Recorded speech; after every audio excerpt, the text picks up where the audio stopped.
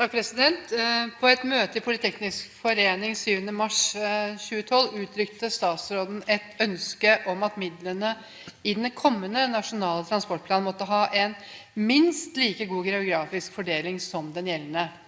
Hva legger statsråden i begrepet minst like god geografisk fordeling? Statsråd Brekk.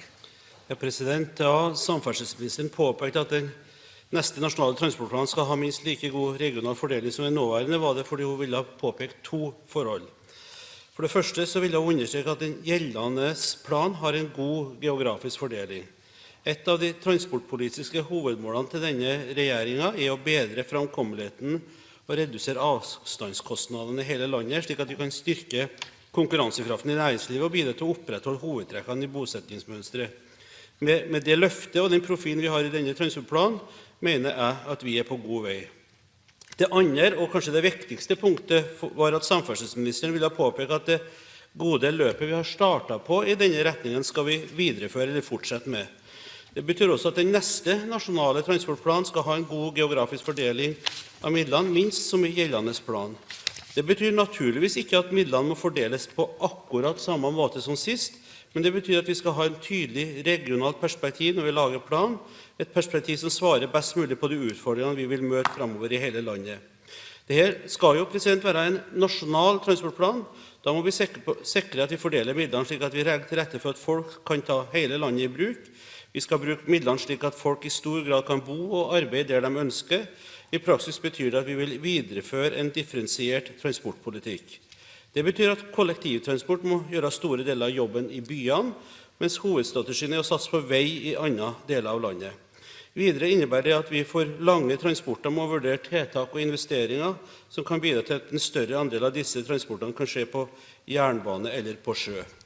Dette vil samferdselsministeren vektlegge i det videre arbeidet med de faglige rådene som vi nå har fått fra transportetatene, som et grunnlag for den videre politiske prosessen. Og som kjent, så vil regjeringen legge frem stortingsmelding om Nasjonal transportplan 2014 til 2023 neste vår. Representanten Schou til oppfølging. Takk, president, og takk også for landbruksministerens svar på samferdselsministerens utfordring. Nå er det jo sånn at geografi spiller en stor rolle i Nasjonal transportplan, og det jeg hører statsråden svare, president, det er at den gjeldende planen den er helt ålreit, og det andre som er viktig, det er at man er godt fornøyd med det gode løp som man har lagt i den nasjonale transportplanen.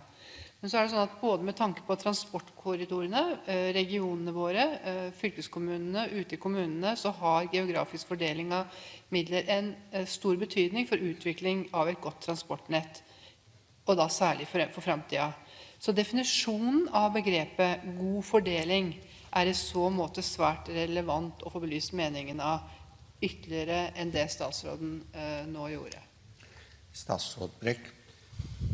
Ja, president, det jeg forstår representanten Schou er ute etter i denne diskusjonen, er jo om det da kan være muligheter for endringer i den fordelingen som vi har i eksisterende plan, og det er det selvsagt mulig å få til.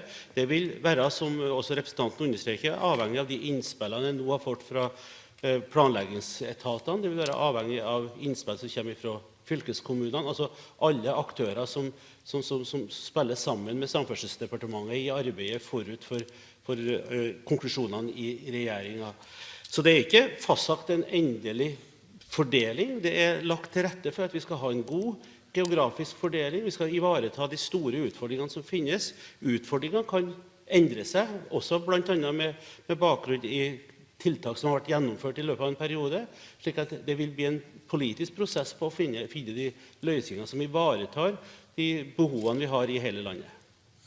Representanten Schou til oppfølging. Takk, president, og takk for nok et svar. Situasjonen nå er jo at vi kan reise fra by til by i dette landet, både morgen og ettermiddag, og kjøre i kø, og veldig mange av byene, særlig de store byene våre, kveles også av trafikk. Det jeg er ute etter, president, det er jo at regjeringen evner å ha en klar prioritering, og at ikke vi får en klattvis utbygging til alt uten en prioritering. Det å ha en vag plan med klattvise utbygginger i en situasjon hvor byene kveles, er ikke holdbart for fremtiden. Og hvis det er slik at regjeringen skal gi både i pose og sekk, i betydningen både distrikt og byer, både Utsira og Bergen like mye, så klart det krever betydelig mer midler, men også en vilje til nye finansieringsformer. Så da har jeg lyst til å spørre fra en Senterparti-statsråd, hva en god geografisk fordeling? Statsråd Brekk. Ja, jeg tror også Senterparti-statsråder ser at det skjer endringer i samfunnet, at vi har nye utfordringer med befolkningsendringer, med befolkningsvekst i ulike deler av landet, at vi har behov for å styrke for eksempel kollektivtransporten i de tettest befolkede områdene, at vi har behov for å styrke veistandarden og mulighetene til framkomst i de områdene for å unngå køer. Det ligger i bunnen også for en senterpartist. Samtidig er vi veldig opptatt av å finne de balanserte løsningene i forhold til de utfordringene vi har i mange distrikter. Og la meg da få understreke at det er slik i mange distrikter på Vestlandet, langs med kysten nordover, så skjer det en voldsom verdiskaping, blant annet i forbindelse med oljenæring, i forbindelse med lakseproduksjon, akvakulturnæringen, som også har store utfordringer i forhold til å finne gode transportløsninger på sine behov for å få produktene ut av landet. Jeg tror vi skal finne gode, balanserte løsninger på det, og ivareta de ulike behov som kommer opp.